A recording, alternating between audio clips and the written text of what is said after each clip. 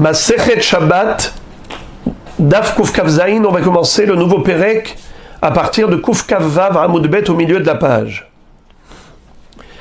Mefanim afilu arba vechamesh kupot shel teven veshel tevua mipene haorchim ou mipene bitul bet hamidrash. Ce Perek va être basé et fondé sur deux notions. La notion de Mouktsé qu'on a déjà vu dans le Perek précédent, mais également la notion de Tirha Yetera. Shabbat, il est interdit de faire des efforts supplémentaires inutiles. Ça veut dire qu'il faut s'économiser pendant Shabbat. Shabbat, il faut avoir un comportement serein, tranquille. Il ne faut pas faire trop d'efforts. D'ailleurs, on n'a même pas le droit de courir pendant Shabbat. Et, comme c'est écrit, Im tashiv mi Shabbat raglecha. Et donc, du fait du oneg Shabbat, on se doit de se reposer, pas seulement par rapport à l'abstention des 39 travaux, ça c'est évident, c'est Asur Minat Torah, mais les Chachamim ont dit que non seulement qu'il ne faut pas faire les 39 travaux, mais en plus, c'est qu'il faut concrètement chercher à économiser son énergie, ne pas faire trop d'efforts. Et donc maintenant, ce Perek Mefanim, qui veut dire évacuer des caisses, des cartons, pour faire de la place, comme la Mishnah nous parle, de quelqu'un qui a reçu des invités, et il n'a pas suffisamment d'espace pour les installer à tous. Alors il a besoin de faire de la place. Comment il va faire de la place ? Eh bien, il va évacuer la pièce où se trouvaient entreposés des cartons. Il retire un carton, un deuxième, un troisième, un quatrième, un cinquième, et c'est comme ça que il va se faire de la place, de l'espace pour installer ses invités, ou bien pour installer des élèves pour étudier, ce qu'on appelle installer un Beth Hamidrash. Alors bien que normalement, pendant Shabbat, on n'a pas le droit de se mettre à transporter des caisses d'un endroit à l'autre, d'une pièce à l'autre, faire du déménagement pendant Shabbat, c'est des efforts supplémentaires pendant Shabbat, ce qu'on appelle en araméen Tirha Yetera, trop d'efforts, c'est assour en général, mais il y a ici deux exceptions. Faire de la place pour les invités, ou bien faire de l'espace pour le Beth Hamidrash, c'est permis. Et a priori, on nous parle de 4 ou 5 cartons, caissons. Regardez. Mefanim afilu arba vechamesh kupot shel teven veshel tevua mipene haorchim ou mipene bitul Beth Hamidrash. On a le droit d'évacuer de la pièce même 4 ou 5 coffres, caissons, boîtes, qui sont pleines de teven, de paille qu'on peut donner à manger aux animaux, shel tevua, ou de céréales qui étaient entreposées ici. Et en quel but ? Mipene haorchim, pour faire de la place pour les invités. Ou mipene bitul Beth Hamidrash, ou faire de la place pour installer les élèves qui vont étudier la Torah ici. Aval lo et haotzar. Mais on n'a pas le droit d'évacuer l'entrepôt, le dépôt. On verra dans la Gemara une discussion par rapport à ce chiffre, à ce nombre. Arba vechamesh. Tu peux retirer 4 boîtes, tu peux retirer chamisha kupot. Alors c'est 4 kupot, chamisha kupot. Si tu me dis chamesh, à plus forte raison arba. On verra dans la Gemara. Mais d'abord, j'attire votre attention sur le dernier Tosfot de la page. Kuf Kavav Amud Bet, Tosfot nous disent quelle est la teneur, quel est le volume d'une coupa, des coupotes en question. Tosfot nous disent que chaque coupa, elle peut contenir 3 séim. Une CA, c'est une mesure qui correspond au volume de 144 E. L'œuf, c'est ce qui nous permet d'avoir une idée du volume. Quand on dit une CA, c'est 144 E, parce que dans une CA, il y a 3 kabim. Et dans une CA, il y a 6 kabim. Et dans un cave, il y a 4 lugim. Et dans un log, il y a 6 betsim. 4 fois 6 fois 4, ça nous donne 144. Donc si la coupa peut contenir shalosh se'im, 3 se'im, alors en effet, c'est ce qui fait que on a une idée du volume. 3 fois 144 E, ça nous donne 432 E. C'est un volume, chaque coupa est fait le volume de 432 E. Vous imaginez? Elles sont pleines de paille ou pleines de céréales de tevoua. Eh bien, on a le droit de les transporter, ces caissons, pour faire de la place pour les invités ou pour le Beth Midrash. Mais on n'a pas le droit de vider complètement le Otsar, l'entrepôt. Très bien. La Mishnah continue et nous dit Mefanim teruma tehora udmai umaaser rishon shenitela trumato umaaser sheni vehekdesh shenifdu vehaturmos ayavesh mipene shuma achal laizim. Qu'est-ce que ça veut dire? Il y a des éléments qui sont muktzé, même si ce sont des aliments. Par exemple, le tevel, on va voir dans cette Mishnah que des fruits dont on n'a pas prélevé la terouma et le maaser, eh bien pendant Shabbat, c'est muktzé, puisque le tevel, c'est immangeable. Les fruits d'Eretz Israël, desquels on n'a pas effectué le prélèvement, les prélèvements nécessaires, sont des fruits interdits à la consommation. D'ailleurs, le mot tevel, c'est tav lo. Is not good. On ne peut pas les manger. Eh bien, en effet, il sera interdit de porter des boîtes, des coupottes où il y a dedans du tevel, des fruits ou légumes qui n'ont pas été prélevés avant Shabbat. Et donc on ne peut pas les manger. Si on ne peut pas les manger, c'est muktzé, bien que ce soit des produits alimentaires. Alors la première partie de la Mishnah nous indique quels sont les aliments qui ne sont pas muktzé. Et dans la dernière partie, quels sont les aliments qui sont muktzé? Alors, commençons par le non muktzé. Mefanim, teruma, tehora. On a le droit d'évacuer des caisses pleines de teruma qui est pure, qui est mangeable par un Kohen. Car une teruma qui est tmea, une teruma qui est impure, le Kohen n'a pas le droit de la manger. C'est assourd. Alors c'est muktzé behemet, une teruma tmea. Mais là on parle ici de teruma tehora. Ou dmaï. Dmaï, ce sont des fruits qu'on achète chez le Hama Haaretz. Et lorsqu'on achète des fruits en Eretz Israël chez un ignorant, eh bien il faut faire le maaser. Pourquoi? Car on craint que le Hama Haaretz, l'ignorant, n'ait pas effectué le prélèvement du maaser. Alors il faut le faire.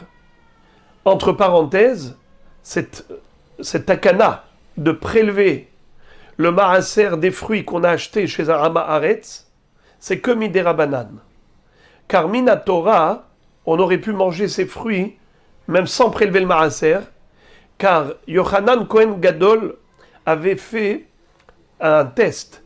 Il a vérifié, il a envoyé pour tester et vérifier si les Hamé Haaretz sont mafrishim ma'asrot ou pas.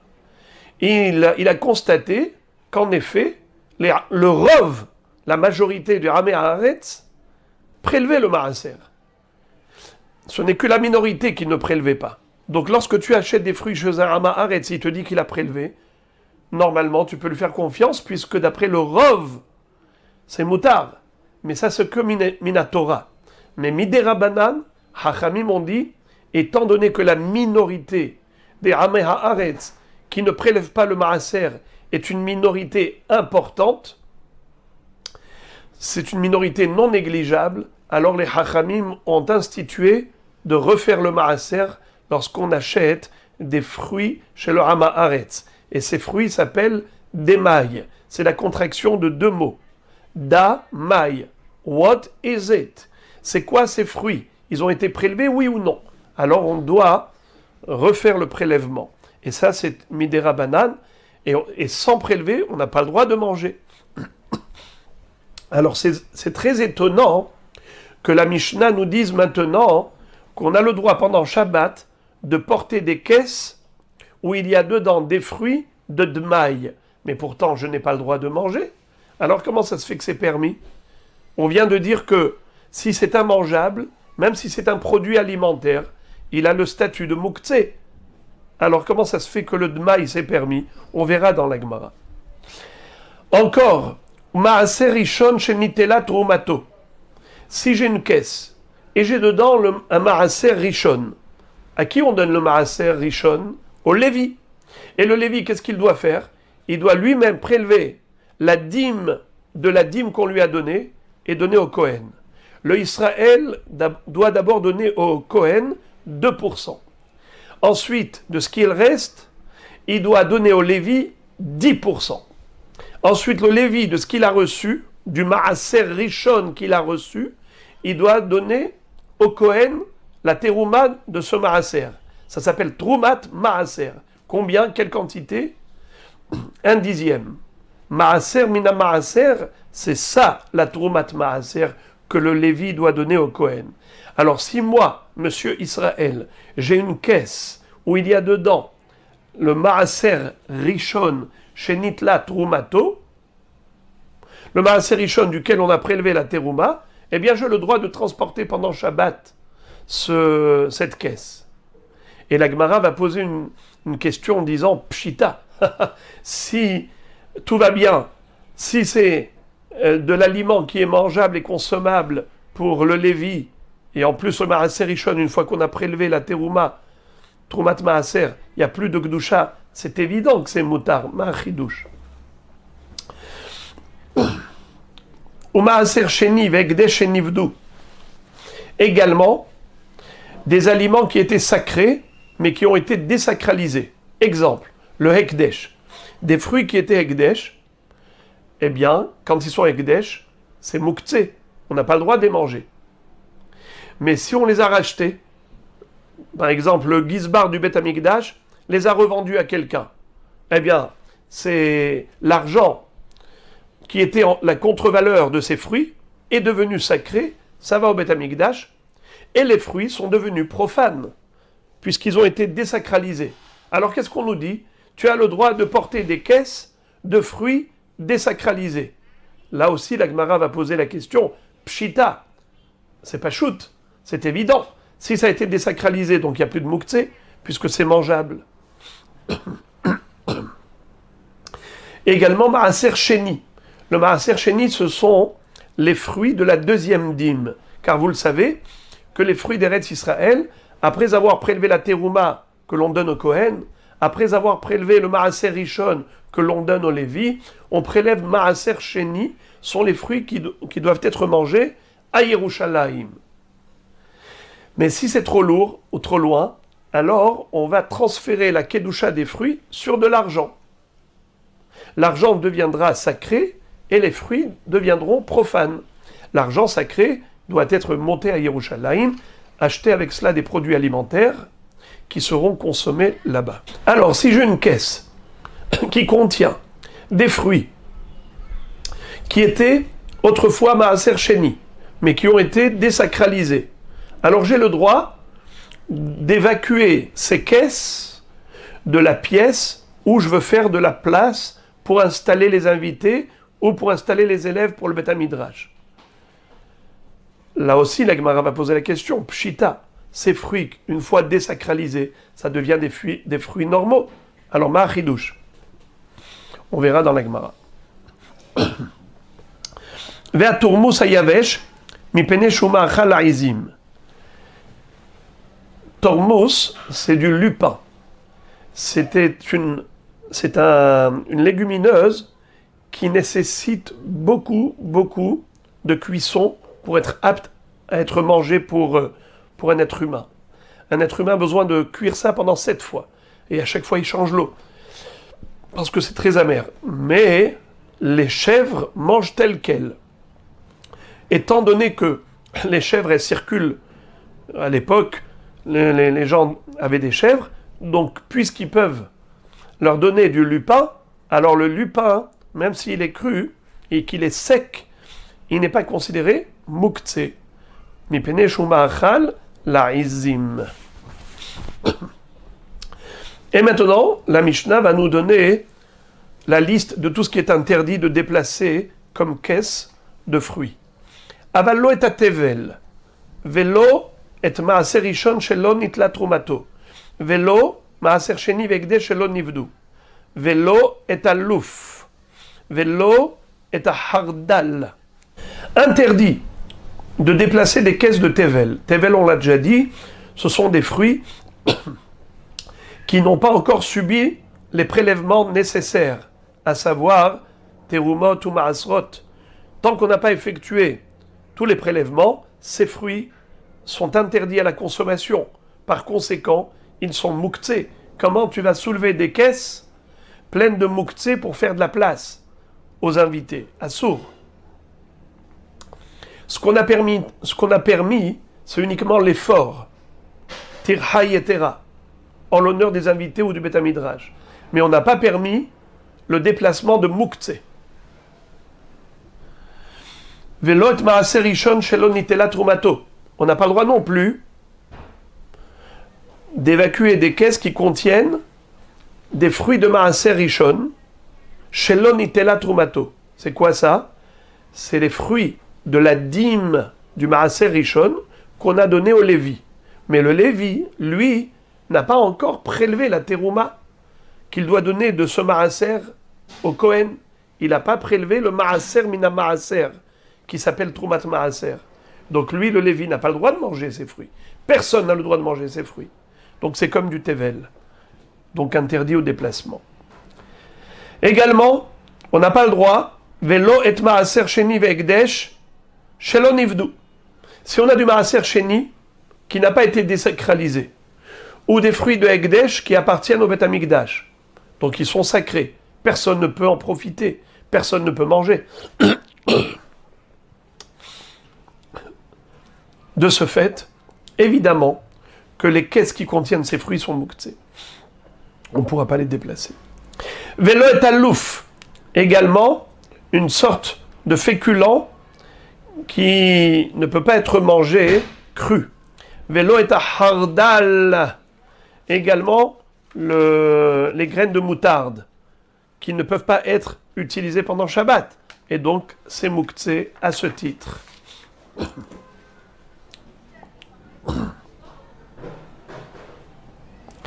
Rabban Shimon ben Gamliel matir belouf mipene shumachal orvin. Qu'est-ce que ça veut dire? Rabban Shimon ben Gamliel lui disait que le louf, c'est un féculent qui peut être donné aux corbeaux. Qui est-ce qui faisait de l'élevage de corbeaux? C'était que les gens riches, les rois. Ils avaient comme ça, comme des pigeonniers de corbeaux. Il leur donnait du louf. Rabban Shimon Gamliel dit que tout Israël s'appelle Bene Melachim, comme disait Rabbi Shimon. Kol Israël Bene Melachim hem. Tout le monde est apte à élever chez lui aussi des pigeonniers de corbeaux. Et à ce titre-là, on ne va pas dire pour les riches, ce n'est pas muktzé, pour les pauvres, c'est muktzé. C'est kasher pour tout le monde. Le louf, puisqu'il est ma'achal orvim, il est apte à être donné à des corbeaux qu'on aurait pu élever. Havile kash vechavile etzim vechavile zradim, des fagots de paille, des bottes de bois, des fagots de zradim, ce sont des petits roseaux qui sont frais, qu'on peut éplucher et qu'on peut même manger. C'est des roseaux quand ils sont encore très très frais. La tige centrale, on l'épluche et on la mange. C'est mangeable. Alors, im itkinam le ma'achal behema metaltelim otam vim lav en metaltelim otam. C'est-à-dire, étant donné que tout cela peut être mangé par les animaux, la paille, donc comme du foin, etzim, des branches de bois, qu'on peut donner à des vaches, à des bœufs. Également, les roseaux, quand ils sont encore fins. Tout cela, imitkinan le machal behema, s'il les a réservés à la consommation des animaux, ça veut dire qu'il a prévu de donner ça à ses bêtes, mais taltelimotam, ce n'est plus muktzé. Alors on peut prendre des caisses de ce cash et de ces etzim et également de ces zradim, puisque c'est fait pour les animaux, ce n'est pas muktzé, et donc il a le droit de les transporter. Veimlav, sinon, en metaltelim otam.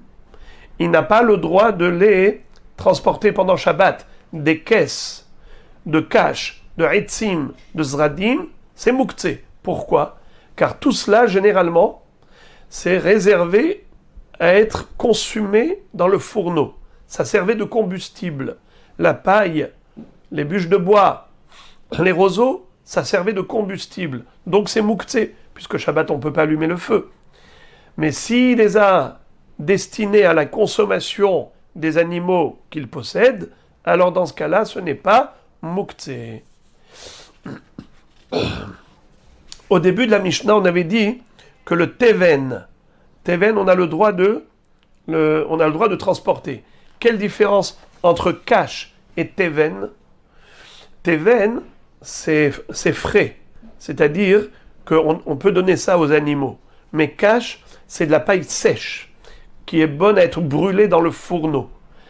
C'est la raison pour laquelle, en général, le cash, c'est pour la cheminée, tandis que le teven, c'est pour les animaux de facto. Le cash, je peux décider de donner aux animaux en leur mélangeant cela avec des choses qui vont rendre cette paille comestible pour l'animal. Voilà, on a terminé la Mishnah. Commençons la Gemara. La Gemara va commencer par la première phrase de la Mishnah où nous avions dit Mefanim afilu arba vechamesh kupot.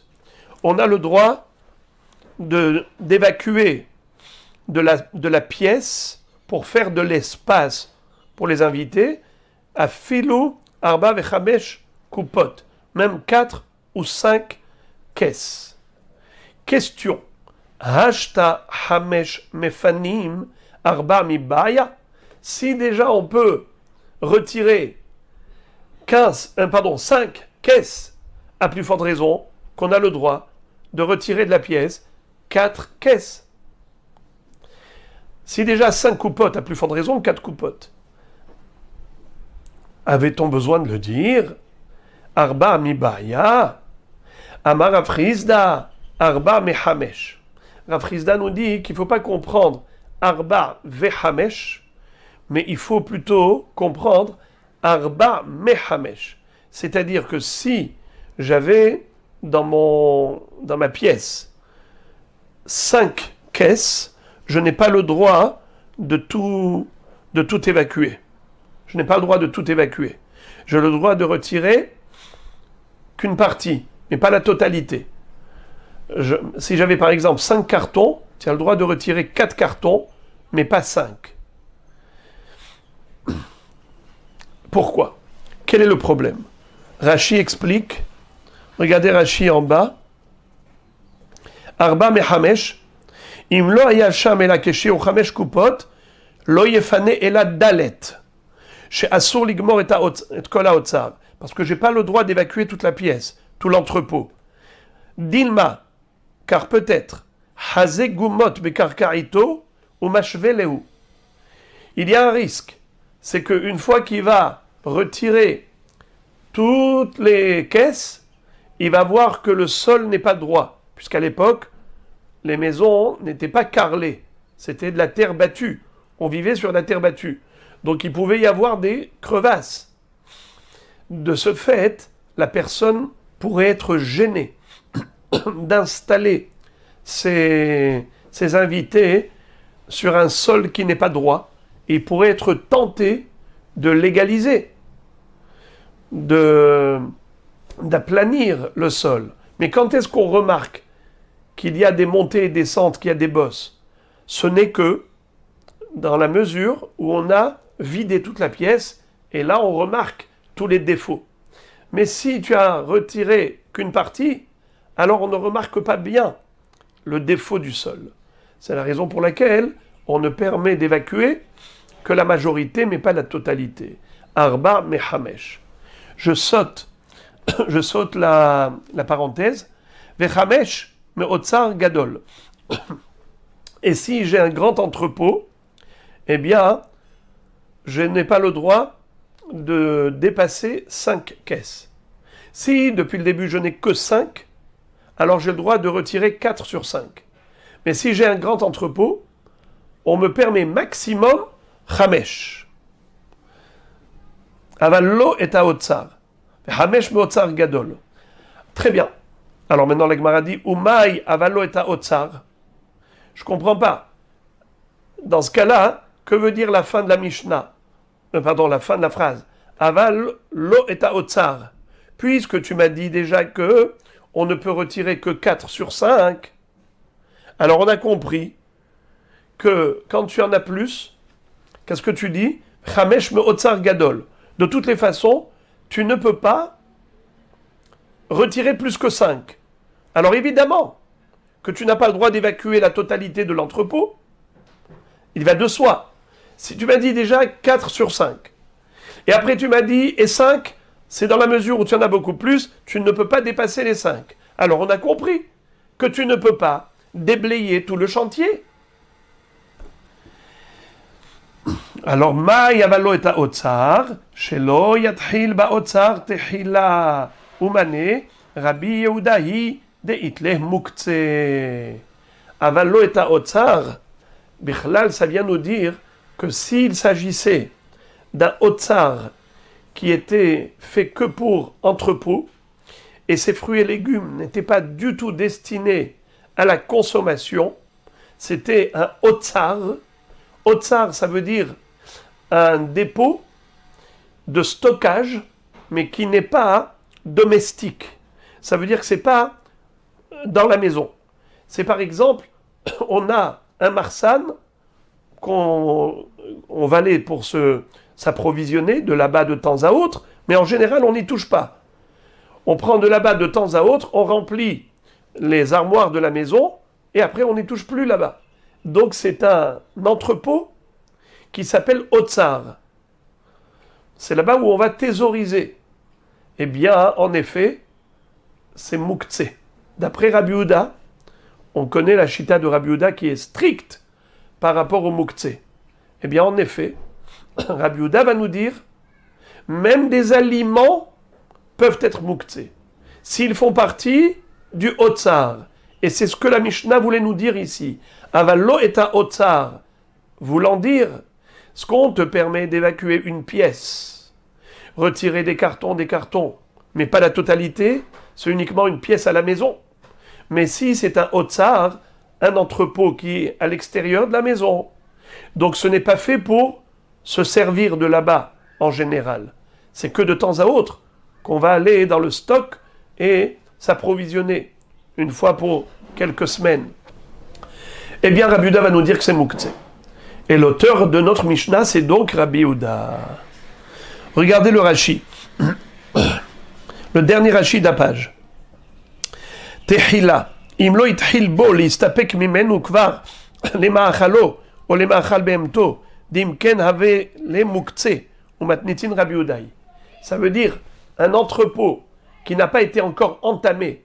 On a fermé et bichlal, on ne l'a pas touché. Alors ça s'appelle Otsar Tehila. Je commence pour la première fois à m'approvisionner de ce Otsar. C'est Assour, c'est Mouktsé. Mais une fois que j'ai commencé à toucher, c'est pas Tehila, c'est pas le début, c'est pas la première fois. Donc je commence à m'approvisionner de là-bas, alors c'est bon, ce n'est plus Mouktsé.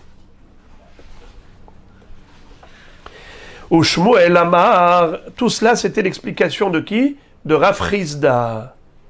Maintenant Shmuel nous donne une autre explication. Shmuel Amar Arba Vehamesh Kede Amri Inche. Lui, Shmuel nous dit que on n'est pas limité du tout. Quand on dit Arba Vehamesh, c'est une façon de parler. Allez, même 4, même 5. J'ai vu le Tosfot Yom Tov qui dit quelque chose de très beau. Il dit que le chiffre 4 et 5, pourquoi est-ce qu'on l'a pris comme référence? On aurait pu dire 10 ou 11. Pourquoi tu as dit 4 ou 5? Il dit que certainement la Mishnah se réfère au din de Shorvassé. Vous savez que quelqu'un qui a volé un bœuf et il s'est fait attraper, il payera le double. Mais s'il a fait la shrita du bœuf, où il a vendu, combien il doit payer? 5 fois plus. Et si c'est un agneau qu'il a volé et auquel il a fait la shrita où il a vendu, il est chayav 4 fois plus. Donc, Arba'a yeshalem tahat, Hamisha yeshalem tahat ashor, mais Arba'a tahat aseh. Donc la notion de 4 et 5, on la retrouve dans la Torah par rapport à Shor Vassé. Alors c'est la raison pour laquelle le Tana, ici, a repris ce chiffre de 4 et 5. Mais sinon, on aurait pu dire, par exemple, 20 ou 30. Kede Amri Inche, comme les gens parlent. Veibae, et s'il veut vraiment, Afilu Tuva Nami Mefanim, même beaucoup aussi, il aurait pu évacuer. Umay Avalo Eta Otsahar, alors que veut dire la suite de la Mishnah en disant, mais pas l'entrepôt, Shelo Igmor Kulo, Dilma Ateleashvuye Gumot, Avalat Hule Mathil, Umane Rabbi Shimon Hi, Delitle Mukze.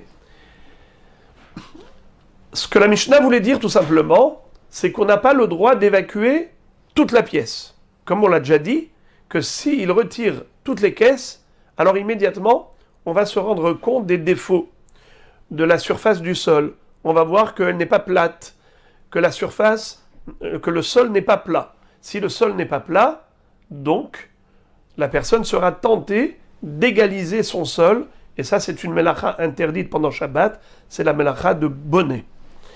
Mais si il n'a pas évacué la totalité, il n'y a pas de problème, il peut même entamer un entrepôt qui n'avait jamais été entamé précédemment, car la notion de muktzé n'existe pas par rapport à des aliments qui sont comestibles. Si c'est un aliment, pour Rabbi Shimon, ça n'existe pas, muktzé.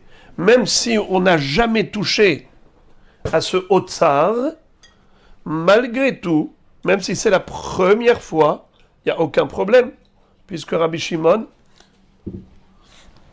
ne considère pas cela muktzé. Donc d'après Shmuel, l'auteur de la Mishnah, c'est Rabbi Shimon, et d'après Rav Chizda, c'est Rabbi Yehuda. Tashma, la Gemara va citer une baraïta à propos de l'évacuation d'un otsar, d'un entrepôt. Tanu Rabanan, en matrilin baotsar tehila, aval ose bo shvil, kede sheikanes veyetse. Alors, déjà, cette baraïta, il est clair qu'elle suit l'opinion de Rabbi Yehuda, qui considère que même des produits alimentaires peuvent avoir le statut de muktzé dans la mesure où on ne s'est jamais encore servi de cet entrepôt. Donc il était muktzé. Donc c'est pour ça qu'il dit en mathilin ba otsar tehila. Pendant Shabbat, on ne peut pas aller se servir pour la première fois de l'entrepôt. Aval ose boshvil kede shikanes veyetse. Mais si il avait besoin de traverser ce otsar, et maintenant il a un problème, c'est qu'il a des fruits et légumes qui l'empêchent de passer, ose boshvil kede shikanes veyetse. Il a le droit de se frayer un chemin pour rentrer et sortir. La Gemara dit ose boshvil vea amart en mathilin. Je comprends pas.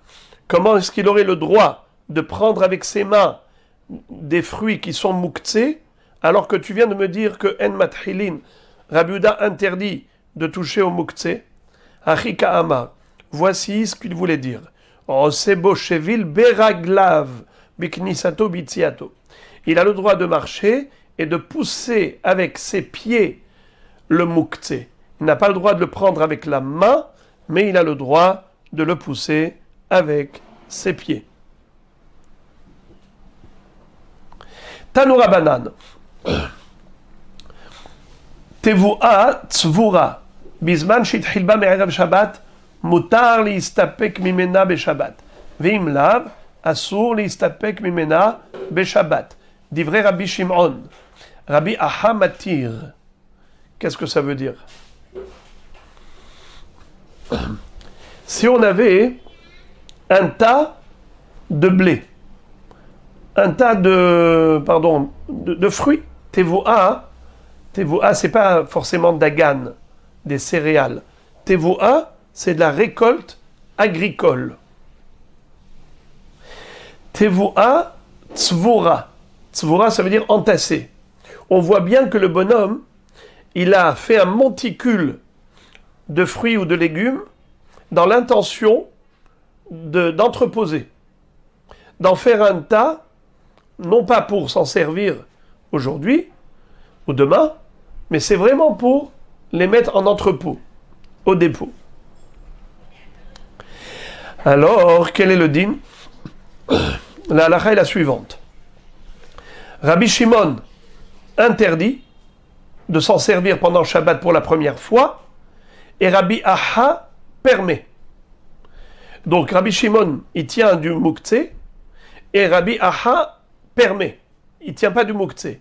La Gemara dit, klapé laya, vers où tu vas là? Là, tu marches à l'envers. Qu'est-ce que tu fais là? C'est pas du tout comme ça qu'on a appris. Et là, ima divrei Rabbi Aha et Rabbi Shimon matir. C'est le contraire. Rabbi Shimon, c'est lui qui permet et qui ne tient pas du muktzeh par rapport aux aliments. Des aliments comestibles, même si on les a mis en entrepôt, il n'y a pas de problème, tu peux les manger, c'est pas muktzeh. Qui est-ce qui interdit? C'est Rabbi Aha. Et lui, il pense comme Rabbi Houda, que même des aliments peuvent être muktzeh si on avait décidé de les mettre dans un dépôt et qu'on n'avait pas l'intention de s'en servir. Eh bien, tu ne peux pas t'en servir pour la première fois pendant Shabbat. Mais si tu as commencé à t'approvisionner, ça veut dire que, en effet, ce n'est pas muktzeh, tu as l'intention de t'en servir. Tana, kama shi'ur tevuat tzvura, l'éther. Maintenant, la Gemara cherche à savoir quel est le volume de fruits ou de légumes dont on a parlé précédemment, disant que si on avait des fruits ou légumes qui étaient entassés, qui formaient un monticule, eh bien ça s'appelle un entrepôt, et pour Rabbi Aha c'est muktzeh. C'est quoi un entrepôt? Quelle est la quantité de fruits ou de légumes nécessaire dans ce tas de fruits ou de légumes pour dire que ça s'appelle un dépôt? Et donc c'est muktzeh pour Rabbi Houda et pour Rabbi Aha. Eh bien c'est l'éther. L'éther, c'est un demi-corps. Rappelez-vous que dans un corps, il y a combien? Quelle quantité?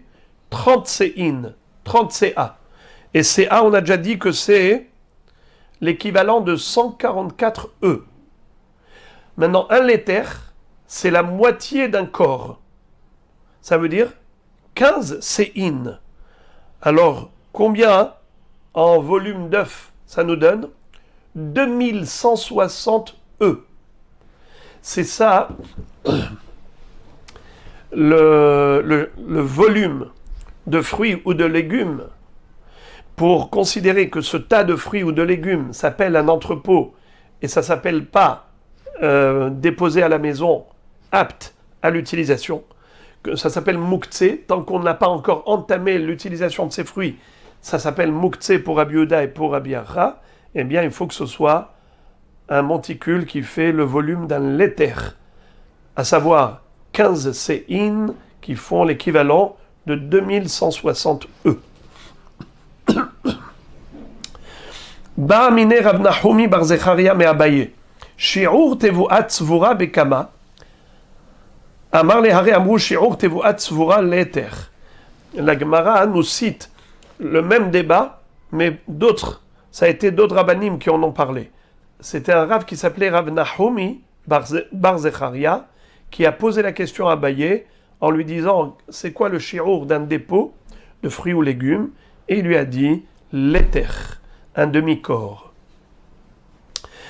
Ibaya lehu, hane arba vechamesh kupot deka amar.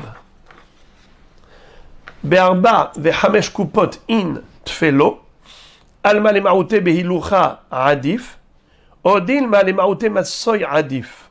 C'est-à-dire, on a dit que on pouvait déplacer de la pièce 4 ou 5 coupotes. Ces coupotes, on avait dit qu'elles contenaient un volume de 3 séhim.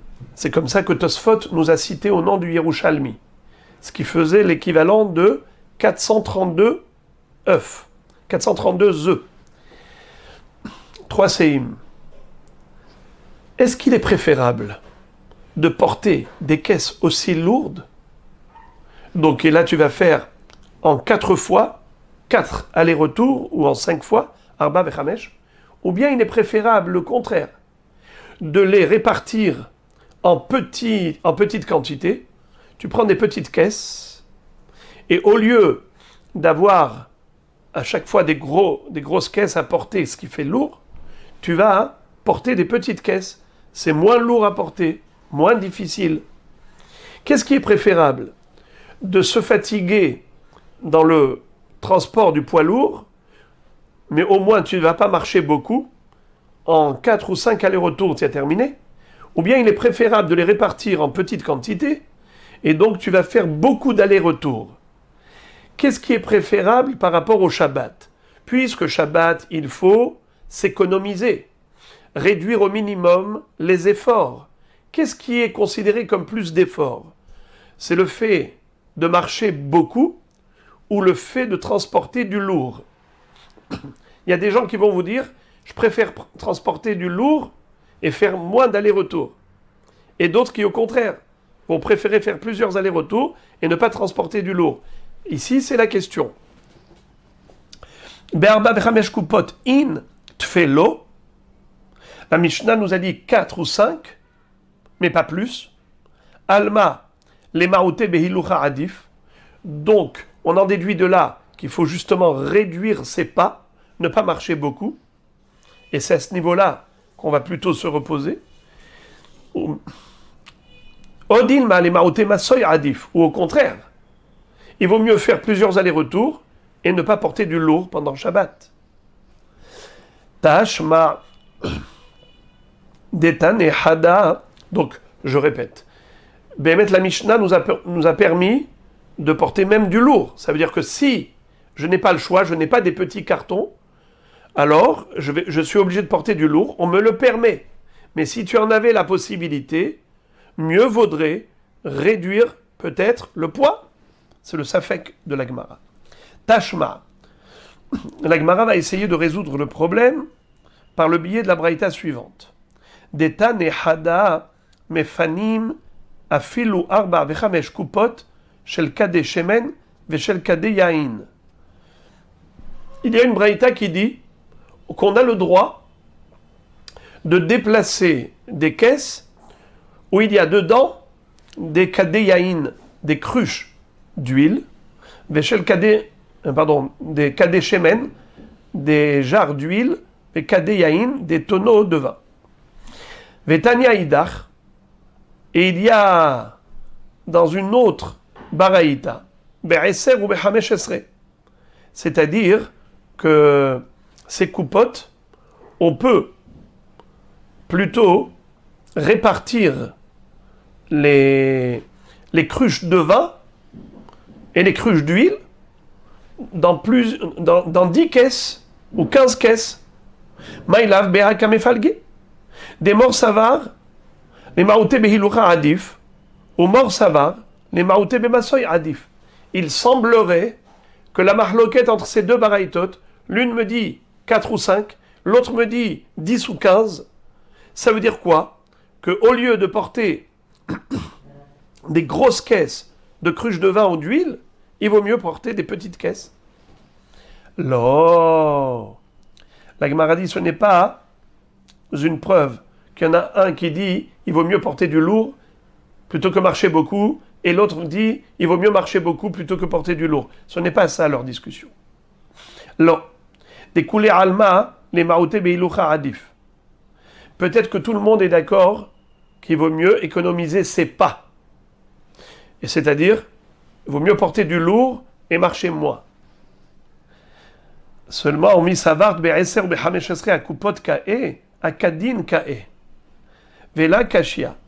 Had mishtakle, had bekupa, vehad mishtakle, très bekupa, vehad mishtakle, tlata bekupa. Ou bedikure de harpania. C'est-à-dire que Behemet, tout le monde est d'accord qu'il faut réduire le pas. Seulement, on parle ici non pas des caisses. Les caisses elles-mêmes, ça reste. On va dire par exemple 5 caisses. D'accord ? On a le droit de prendre 5 caisses, on l'a déjà dit. Alors maintenant, ces caisses, elles contiennent combien de kadim ? Elles contiennent combien de cruches, combien de tonneaux, des jarres? Alors, c'est de cela qu'on parle. Quand on a dit 10 ou 15, on a dit, il y a une braïta qui dit 5. 5 coupottes. Et l'autre, il dit 10, ou bien même 15. C'est quoi? En fait, 5 coupottes. Chaque coupa, elle contenait un tonneau de vin ou un tonneau d'huile, car c'était des gros tonneaux. Il fallait une coupa par tonneau. Ça fait combien de tonneaux? 5. 5 caisses, 5 tonneaux. Quand on dit 10, non pas 10 caisses, 10 kadim. Les mêmes caisses, il y en a combien? 5. Dans chacune d'elles, il y a 2 tonneaux, il y a 2 cruches. Ça fait combien en tout de cruches en 5 caisses? Eh bien 10. Et si on a des cruches très petites, celles qu'on fabriquait dans Harpania, Dikure de Harpania, comme les cruches qu'on fabriquait dans la ville de Harpania, qui étaient très petits, on pouvait mettre même 3 cruches dans une caisse. Alors quand tu vas prendre 5 caisses, ça fait combien de cruches? 15. Donc en fait, il n'y a pas de marloquette. Tu ne peux pas déduire de ces baraïtot une solution à ton problème en disant ben c'est ça la marloquette. Il y en a un qui dit qu'il vaut mieux économiser les pas et l'autre il dit qu'il vaut mieux économiser le poids lourd. Non, c'est pas du tout de cela qu'il parle. Fort possible que tout le monde est d'accord qu'il vaut mieux économiser les pas. Et simplement, on a parlé d'un nombre de cruches qui sont transportées. Donc on n'a pas résolu notre problème. Le safek est resté entier. Ibaria Lehu. Hane arba bechamesh de kaamar. Afalgad de itle orhin tuva, odin mahakol lefi haorhim. C'est-à-dire, maintenant la Gemara nous a dit mipene haorhim. Combien? 4 ou 5 pour les invités.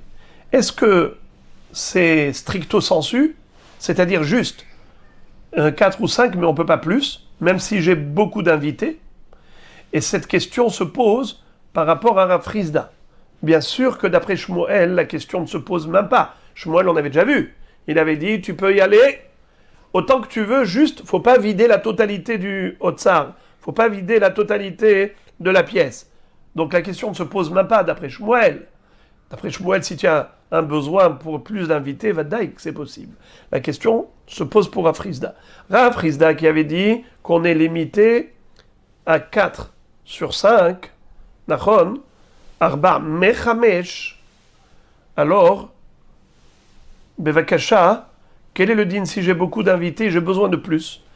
Est-ce que c'est par rapport est-ce que c'est relatif au nombre d'invités ou pas? Et si tu vas me dire que en effet c'est relatif au nombre d'invités, had gavra mefanele kulehu, odinma gavra mefanele nafshe. Si tu vas me dire qu'on a le droit de retirer 4 ou 5 coupottes, c'est par rapport à chaque invité. Tu as Oréa, alors tu peux retirer 5 coupottes. Tu as 2 orhim, eh bien 10 coupottes. 3 orhim, 15 coupotes, c'est relatif à chaque invité. Odilma Gavra. Alors, la question numéro 2. Si tu me dis que c'est relatif à chaque invité, question.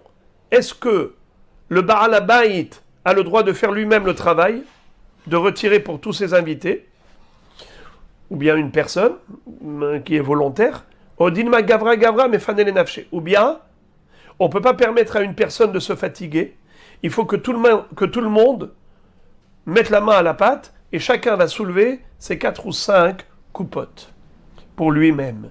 Mais on ne peut pas permettre à une personne de travailler pour tous, car ce serait une fatigue supplémentaire pendant Shabbat. Tashma, l'Agmara va essayer de déduire la solution au moins au premier safek, à savoir est-ce que c'est relatif à chaque invité ou bien est-ce que c'est même pour plusieurs invités. Tashma de Amarabba, Amarabihiya, Rabba raconte qu'il a entendu de Rabbi Chia une histoire. Paramahatalach Rabbi le makom ehad, vera'a shamakom dahuk la talmidim, veyatsa la sade, umatsa sade melea omarim, ve'imer Rabbi kol sade kula. Qu'est-ce que ça veut dire? Un jour, Rabbeinu Akadosh est arrivé dans une ville. Il devait donner un shiur pendant Shabbat, et il a vu que l'endroit était trop étroit. Il n'y avait pas suffisamment d'espace pour accueillir tous les élèves. Alors il est sorti à l'extérieur et il a vu un champ qui était beaucoup plus spacieux. Et donc il leur a dit, on va étudier ici. Et c'est comme ça qu'il a donné le shiur dans le sadé. Mais qu'est-ce qu'il a fait? Il a vu qu'il y avait des fagots, il y avait des fruits qui étaient entassés ici, et il a demandé de retirer tous ces fruits. Ça veut dire qu'il les a déblayés d'ici. Il y a ceux qui disent qu'il n'a pas entassé les fruits, parce que c'est assourd d'entasser les fruits. Ça s'appelle Me'amer. Shabbat, il y a une melacha qui nous interdit. Mais en fait, les mêmes tas qu'il y avait ici, il les a déplacés ailleurs pour faire de la place. Mais ils n'ont pas entassé les fruits un sur l'autre, au-delà de ce qu'il y avait déjà. Donc, Imer Rabbi Kolasadekula, il a donc évacué le champ pour faire de la place pour les élèves. Et donc, il y avait beaucoup de tas. Ce qui veut dire que c'est relatif. Dans le sens où on n'est pas limité à une seule personne, à 4 ou 5 pour tous les invités. C'est 4 ou 5 par invité. Une histoire similaire a été racontée par rapport à Rabbi Chia. Mais Rabbi Yosef amar Rabbi Oshaya, Pa'am ahatala Rabbi Chia le makom echad. Rabbi Yosef a entendu de Rabbi Oshaya qui a raconté qu'un jour Rabbi Chia est arrivé dans une ville, Vera'a shamakom dahuk la talmidim. Pareillement, il a vu que la salle ne pouvait pas contenir tous les élèves. Veyatsa la sade, il est sorti dans le champ. Umatsa sade melea omarim, et il a trouvé là-bas un champ où il y avait des tas de fruits et légumes. Ve'imer Rabbi Chia kol sade kula, et il a évacué tout le champ pour laisser la place aux élèves. Shma mina hakol efi haorchim. C'est comme ça que la Gemara tranche qu'en effet, tout est relatif aux besoins. Si on a besoin de plus de place, il n'y a pas de problème. Chaque invité a un droit de 4 ou 5 tas, ou 4 ou 5 caisses à évacuer. Très bien. La Gemara dit, ok, tu m'as résolu le premier problème, mais qu'en est-il de la deuxième question? Est-ce qu'il faut que l'évacuation se fasse par chaque personne pour elle-même, ou bien même une personne peut évacuer pour les autres? Ve'adain tiv'elach, mais encore tu peux te poser la question, had gavra mefanele lekula, une seule personne a le droit d'évacuer pour tous, odilma, ou peut-être kol gavra ve'gavra mefanele nafshe, chaque homme doit évacuer pour lui-même. Réponse, tashma ve'imer rabbi ul ta'mir rabbi bede nafshe imer. Qu'est-ce qui est écrit? Que Rabbeinu Akadosh, il avait évacué le champ. A priori, de là, on apprend que Rabbeinu Akadosh, lui-même, il a transporté tous les fruits. C'est lui qui a évacué pour tous les élèves. Et donc, de là, tu apprends qu'une personne peut faire le travail pour tous. C'est pas interdit. La Gemara dit, ah bon? Tu rigoles? Ou le Tarmir?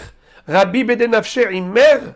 Est-ce que c'est possible d'imaginer ce que tu viens de dire? Rabbi, même pour lui-même, c'est sûr qu'il n'a pas évacué. Que c'est quelqu'un d'autre qui a dû évacuer pour lui. Pourquoi? Lui, c'est le Nassi d'Israël. Évidemment qu'il ne va pas se mettre à ramasser des légumes. Donc, il y a bien quelqu'un qui a fait pour lui. Et lama, tziva ve'imer. Ou les olam kol had ve'had mefane le nafshe. Et là, vaddaï, qu'il a donné l'ordre de le faire. Et il est possible que, en effet, il est possible que chacun puisse faire pour lui-même, ou bien que un fasse pour les autres, ça fait qu'il est resté entier. Par rapport à Rabbi, c'est sûr que tu ne peux pas amener une preuve que lui, il a fait le travail pour tous ses élèves. Car même pour lui-même, il a donné l'ordre à quelqu'un de le faire à sa place. Même pour lui-même. Donc c'est sûr qu'il n'a pas fait pour les autres, puisqu'il était le Nassi d'Israël. Alors les autres, eh bien il se peut que chacun a fait pour lui-même. Il se peut qu'il y en ait eu un qui ait fait pour tous. On n'a aucune preuve. La question reste tout entière. Donc on a résolu le premier safek, mais pas le deuxième. Premier safek, c'était, est-ce que c'est relatif à chacun, ou bien c'est en tout et pour tout 4 ou 5 coupotes? Réponse, c'est relatif. Est-ce que une seule personne peut évacuer pour tous, ou bien chacun pour soi? Le safek n'a pas été résolu. Et maintenant, la Gemara va passer à autre chose. On a appris dans la Mishnah que la raison pour laquelle on a le droit pendant Shabbat de déblayer le plancher, d'évacuer la pièce, en retirant des caisses de fruits ou légumes, c'est pour les invités ou pour le Beth Midrash, pour étudier la Torah, et on a besoin de place dans la salle pour installer les étudiants. Amar Rabbi Yochanan. Rabbi Yochanan va nous dire Gdolach nasat orchim ke'ashkamat Beth Midrash. Accueillir des invités, recevoir des gens qui sont dans le besoin, qui sont en voyage et donc ils n'ont pas où être, eh bien les accueillir, c'est une mitzvah aussi grande que l'étude de la Torah. La preuve, c'est que dans cette Mishnah des Katané, mipene aorchim ou mipene bitul Bet Midrash, puisqu'on a mis à égalité ces deux objectifs. On a le droit d'évacuer la pièce, soit pour Achnasat Orchim, hospitalité, soit pour aller étudier. Donc tu vois que c'est pareil. Veravdi mimine ardea amar yoter me'ashkamat Bet Midrash de katane mipene haorchim vehadar ou mipene bitul Bet Midrash. Tandis que Rav Dimi de Nerdea va dire que c'est encore plus important d'accueillir des invités que d'étudier la Torah. Pourquoi? Parce que tu vois que qu'est-ce qu'on a mis dans l'ordre de priorité? D'abord, on a parlé de Orchim, des invités, et ensuite on a parlé du Beth Midrash. Amarabuda Marab, Gdolach nasat Orchim mikabalat pene hashechina, mehakbalat pene hashechina, dirtiv, vayomar, Adonai, imna matzati chen be'enecha, al na ta'avor me'al avdecha. Accueillir des invités, c'est plus important que d'accueillir la Shechina. Incroyable. De qui on l'apprend? D'Avraham Avinu. Il était en présence d'Hachem, puisque le 3e jour de la Mila, Akadosh Baruch Hu était venu lui rendre visite. Vayera elav Hachem be'elone mamre. Vehu yoshev petach haoel kechom hayom. Et lorsqu'il a vu ses invités, Vayar shelosha anashim, Vayarotz likratam, Vayomar Adoshem al nata'avor me'al avdecha. D'après un pirouche, c'est le pirouche de la Gemara, et d'ailleurs Rashi là-bas cite 2 pirouchim, qui est celui de la Gemara ici, qui s'est adressé à Kadosh Baruch Hu. Et il a dit, maître du monde, s'il te plaît, tu peux m'attendre, je dois m'occuper de mes invités. Il va courir après eux. Ça veut dire qu'il a trouvé plus important le fait de s'occuper des invités que le fait de se tenir devant Hachem et d'accueillir la splendeur divine. Alors, j'ouvre une parenthèse, bien que ce ne soit pas notre habitude de développer beaucoup, mais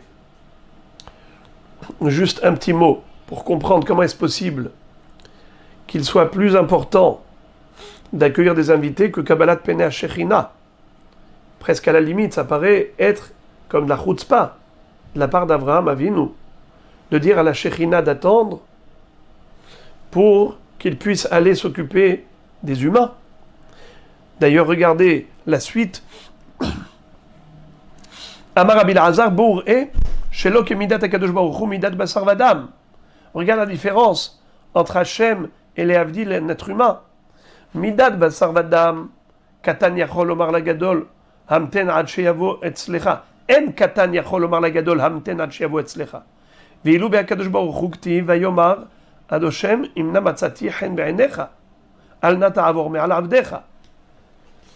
Lorsque un petit se trouve devant le grand, on est devant un roi en chair et en sang, et il s'adresse à nous. Est-ce qu'on peut lui dire, attends, je dois aller m'occuper de quelqu'un d'autre, après je reviens? Jamais de la vie. Et là, Avraham Avinu l'a fait avec Akadosh Baruch Hu. Et donc la question est encore plus grande. Comment est-ce possible?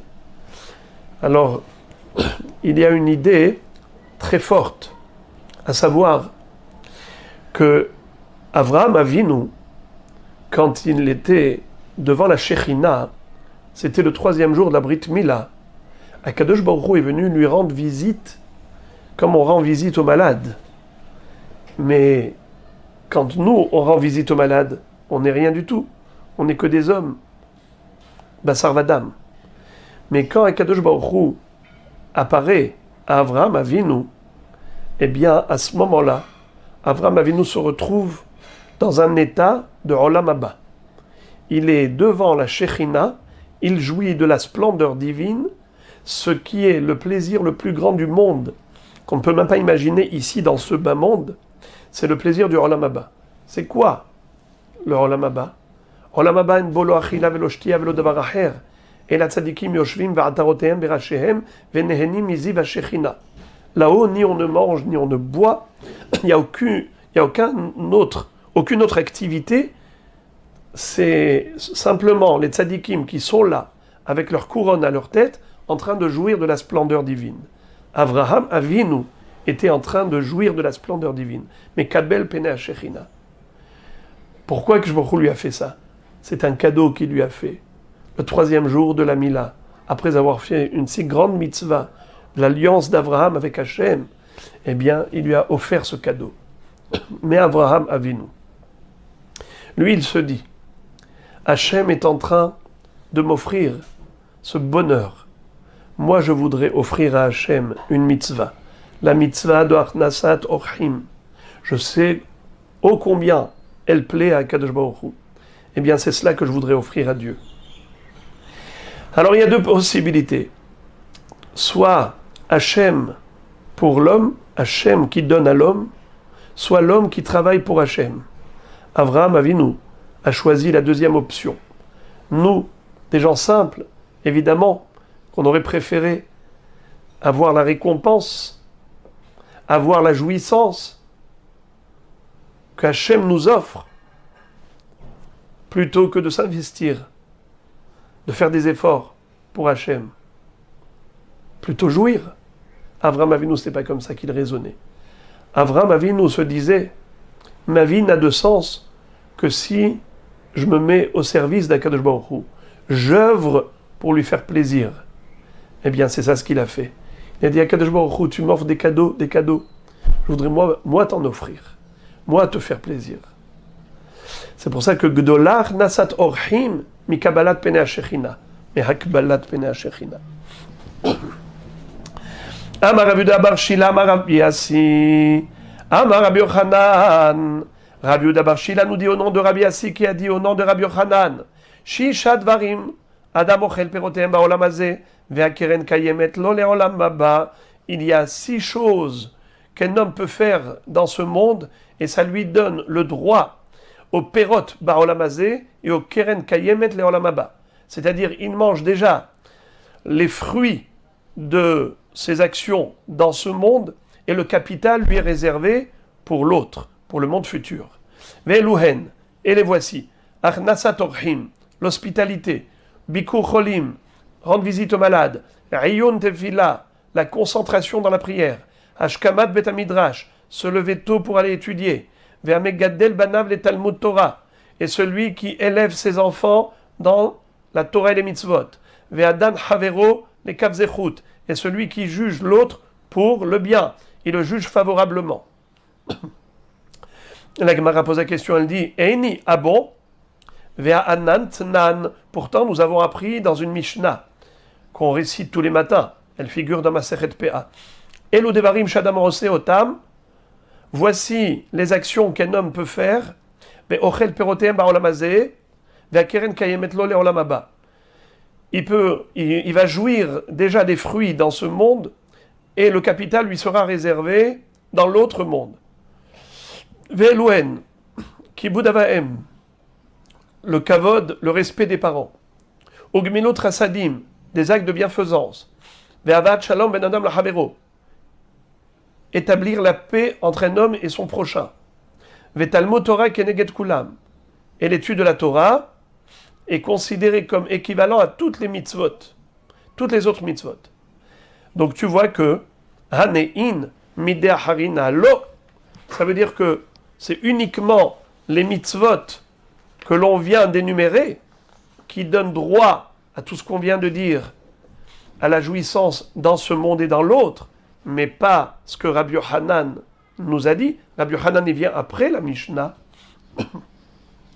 La Gemara répond Hane name behane shaïche, c'est-à-dire les huit actions dont a parlé Rabbi Yochanan sont incluses dans les actions de la Mishnah.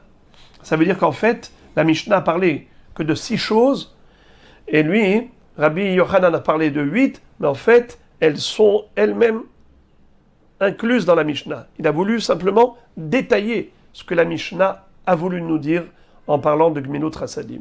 Puisque Rabbi Yochanan nous a dit que juger l'autre favorablement, ça fait partie des choses qui nous donnent droit à la récompense dans le monde à venir et même dans celui-ci, alors la Gemara va nous montrer, nous illustrer comment est-ce qu'un homme peut atteindre un tel niveau.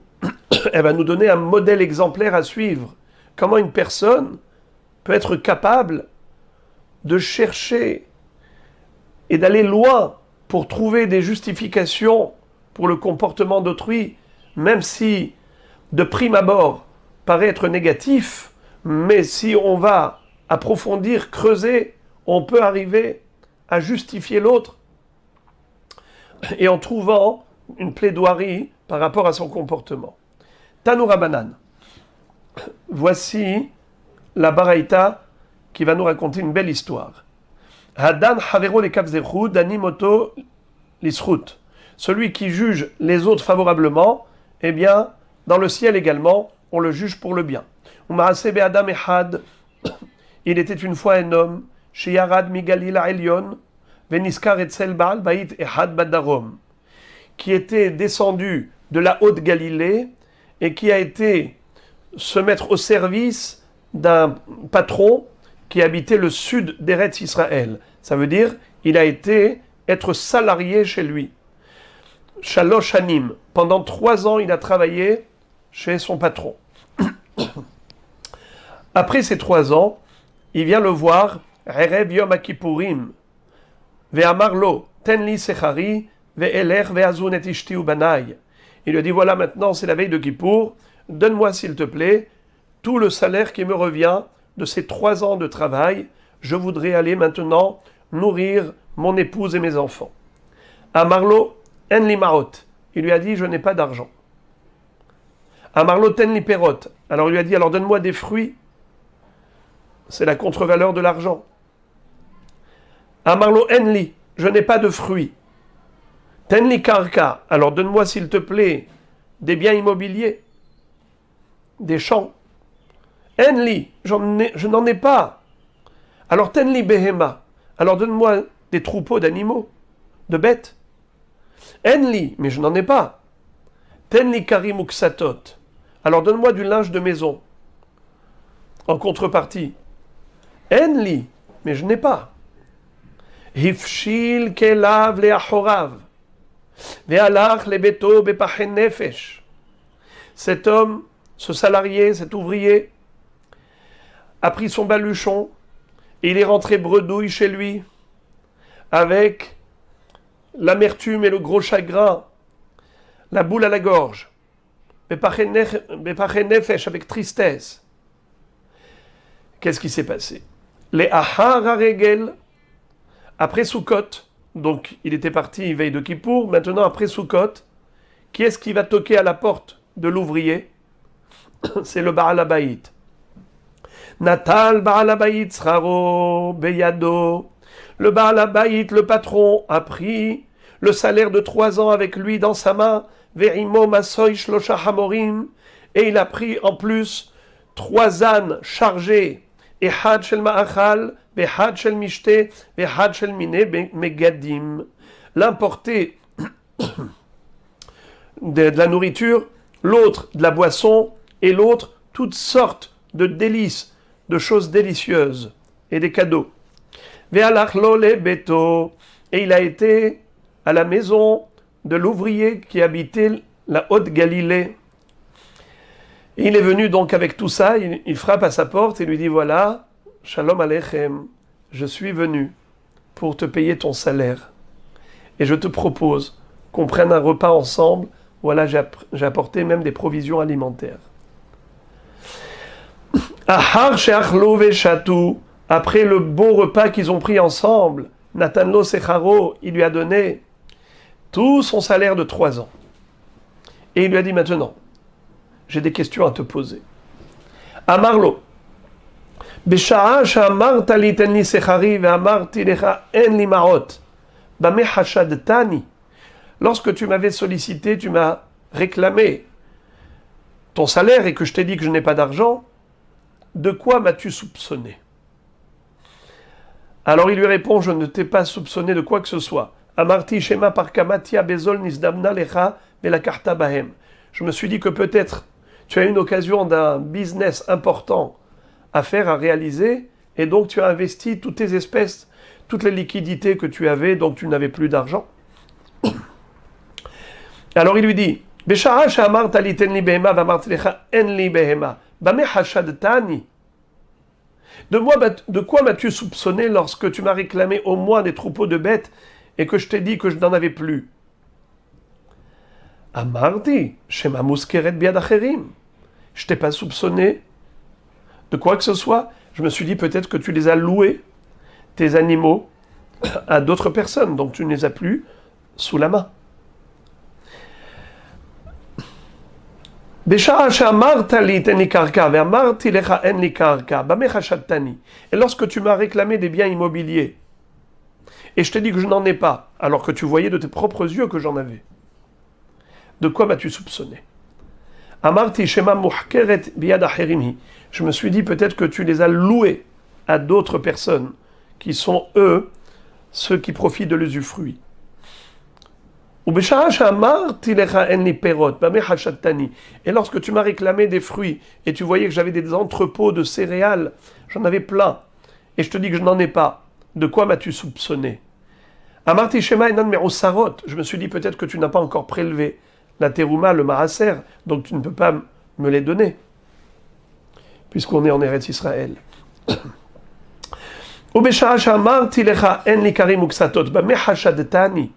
Et lorsque je t'ai dit que même du linge de maison, je n'en ai pas, alors que tu voyais que j'en avais, de quoi m'as-tu soupçonné?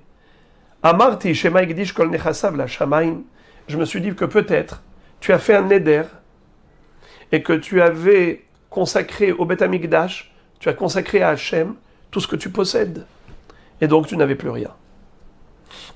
Alors écoutez ça. Amarlo ha'avoda kach haya. Je te jure au nom du culte sacré que c'était cela la réalité. J'avais tout consacré à Dieu. Pourquoi? Hidarti kol nechasai, j'ai fait un éder d'offrir tous mes nechassim, tous mes biens au Bet Amikdash, bishvil horkanos beni shelo asak batora. Parce que mon fils, Horkanos, ne voulait pas étudier la Torah. Ukshebati etzel haverai badarom. Et lorsque plus tard, mon fils a commencé à étudier, j'ai été voir mes haverim dans le sud d'Eretz Israël, hitiruli kol nedarai, et ils m'ont annulé le vœu, ou les vœux. C'est-à-dire que le fils, en voyant que son père était excessivement riche, il s'est dit, mais pourquoi je vais m'efforcer à étudier la Torah? De toutes les façons, j'ai tout ce qu'il me faut. Je vais hériter de mon père, un homme tellement riche. Pourquoi j'ai besoin de faire des efforts? J'ai voulu montrer à mon fils qu'il n'aura pas un centime, que tout a été consacré. Eh bien, c'est comme ça que je l'ai tiré de sa torpeur. C'est comme ça qu'il a été secoué. Et donc maintenant, il a commencé à étudier. Alors on a pu me faire Atarat Nedarim. Mes amis, mes Haverim, qui étaient au sud d'Eretz Israël, Itirouli Kol Nedarai. Eh bien maintenant, je te dis une chose. Veata, Keshem Shedantani Lischut, Hamakom Yadi Notra Lischut. Et toi, puisque tu m'as jugé tellement, avec tellement de gentillesse, de compassion, et tu m'as jugé favorablement, positivement, eh bien que Akadosh Baruch Hu également te juge pour le bien. Le Shiltot de Rav Achai Gaon, il nous dit que en réalité ce marassé a eu lieu avec qui? C'était qui le patron? Et c'était qui l'ouvrier? Eh bien c'était Rabbi Eliezer. Et l'ouvrier c'était Rabbi Akiva. Donc, avant qu'il n'étudie la Torah, et donc, même à ce moment-là, ils avaient des midotes extraordinaires. La Gemara continue de nous raconter des histoires de Dan et Kabzechut, comment il faut juger l'autre pour le bien et ne pas juger facilement négativement. Tanoura Banan. Il était une fois un chassid. Quand on dit chassid, c'est soit Rabbi Yehuda bar Bilhaï, soit Rabbi Yehuda ben Baba. Rabbi Yehuda bar Bilhaï, c'était l'élève de Rabbi Akiva. C'est le Rabbi Yehuda du Chasse. Tout le Rabbi Yehuda du Chasse, c'est Rabbi Yehuda bar Bilhaï. Un jour, ce chassid, Padar Iva Hat Bat Israël, il a été racheté une jeune fille juive qui était prise en captivité. Comme elle était prisonnière en otage, il a été ramassé de l'argent pour la libérer. Et lorsqu'il a racheté, il fallait la ramener chez elle. Chemin faisant, à l'époque il voyageait, ça durait des jours et des jours. Velamalon, hishkivat ahat margelotav. Lorsqu'il devait dormir, il a mis la jeune fille à ses pieds. Pendant la nuit, donc elle a dormi là-bas. Les mahar, le lendemain, Yarad vetaval, veshanal et talmidab. Le lendemain, il s'est trempé dans le fleuve, au mikvé, comme quelqu'un qui est impur, qui a une pollution nocturne, et qui va se purifier avant d'étudier la Torah. Alors, parce qu'à l'époque, il n'étudiait pas la Torah avant d'aller au mikvé. Ezra Sofer a fait une takana qu'un Baal Keri n'avait pas le droit d'étudier la Torah avant de se tremper au mikvé, mais après ça, on a été mevatel, cette takana. En tout cas, lui, il a été au mikvé, il a donné le cours à ses élèves. Alors, après, il a dit à ses élèves, Amar lahen, Besha'a shishkavti atahat bargelotai, bame hashattuni. Quand vous avez vu que j'ai dit à cette jeune fille de dormir, de passer la nuit à côté de mes pieds, sous mes pieds, de quoi m'avez-vous soupçonné? Ils lui ont dit, Chas veshalom, Amarnu shema yeshbanu talmid she'eno baduk le rabbi. On s'est dit que peut-être que parmi les élèves, il y en a un dont vous ne connaissez pas la nature et vous avez peur que pendant la nuit, cet élève aille violer cette fille. Alors vous l'aviez mise en sécurité.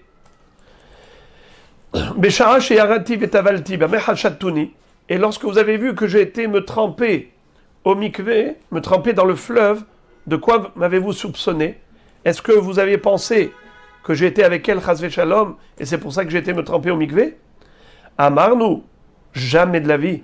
Shema mipene Torah haderech, ira akiri les rabbis. Ils nous ont dit que peut-être que par la fatigue, le voyage a entraîné une perte de semences, une pollution nocturne, et c'est comme ça que dans votre sommeil, par la fatigue, vous avez eu une pollution nocturne, et c'est pour cela que vous avez été vous tremper de Tum'at Keri. Et pas que chas v'shalom, vous avez été avec la jeune fille. Amar Lahem, il leur a dit Ha'avoda Kachaya. Je jure au nom du culte sacré que c'était ça la réalité. Ve'atem, et vous mes élèves, Keshem Shedantuni le Kafzechut, comme vous m'avez jugé pour le bien, favorablement, Amakom Yadinatren me Kafzechut, que Akadosh Baruch Hu vous juge également pour le bien. Tanu Rabanan. Tanu Rabanan. Pa'am ahad utzrach davar ehad le talmidei chachamim etzel matronita ahad.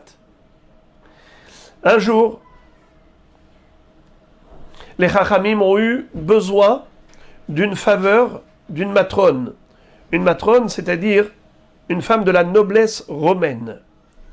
Chez Kol Gdolei Romi Metsuin Etzla. Elle était tellement belle que tous les gens de la cour royale avaient l'habitude de la fréquenter. Cette matrone, c'était une prostituée en même temps. Amrou mi yelech. Ils se sont dit, par rapport aux besoins communautaires qu'ils avaient, ils étaient obligés d'aller la voir, cette matrone, qui faisait partie de la noblesse royale. Alors ils ont dit, qui va aller la voir? Amarlaim Rabbi Yoshua Ani Elech. Rabbi Yoshua ben Hanania s'est proposé d'y aller. Halach Rabbi Yoshua avec Talmidav. Rabbi Yoshua a pris ses élèves avec lui pour ce périple. Kevan Sheigia le Petar Beta, lorsqu'il est arrivé à la porte de sa maison, Halatz Tefila Berichou Karba Amot.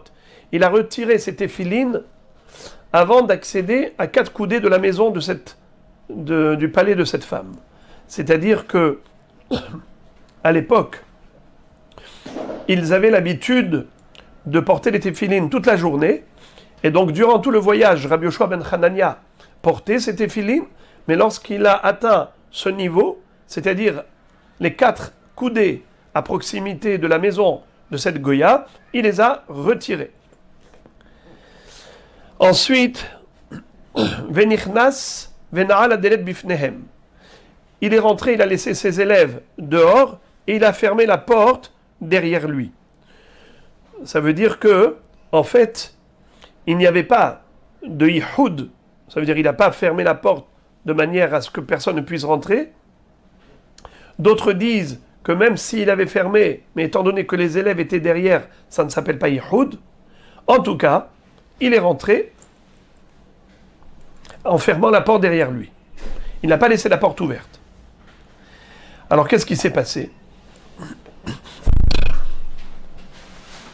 Ahar sheyatsa, yarad vetaval, veshanal et talmidav.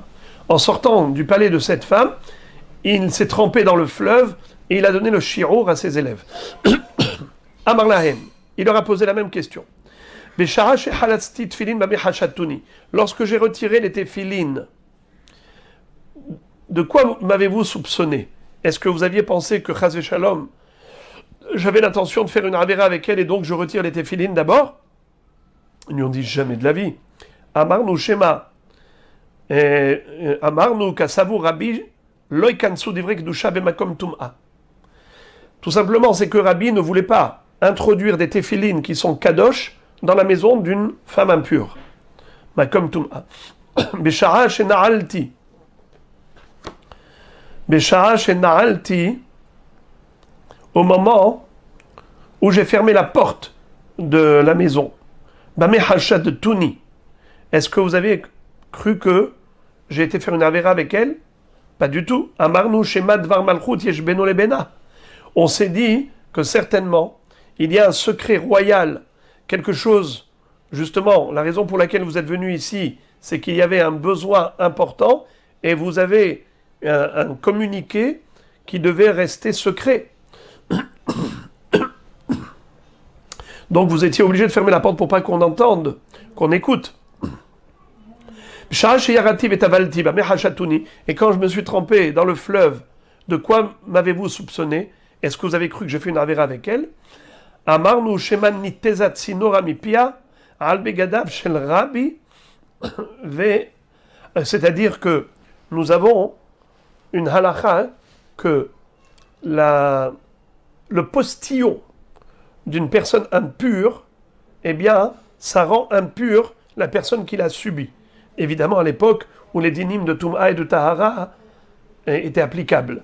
Alors, on s'est dit que peut-être quand elle vous a parlé, il y a eu un tsinora, un postillon de sa bouche qui est arrivé sur vos vêtements, et donc, vous êtes partis pour vous purifier avant d'étudier. Amar Lahem, il leur a dit, Ha'avoda kachaya. Je jure au nom du culte sacré que c'était cela la réalité, et en effet, c'est la raison pour laquelle je me suis trempé au mikvé, et pas pour une autre raison, et c'est pour cela que j'avais fermé la porte, et pas pour une autre raison. Et les téphilines, c'était pour cette même raison d'ailleurs.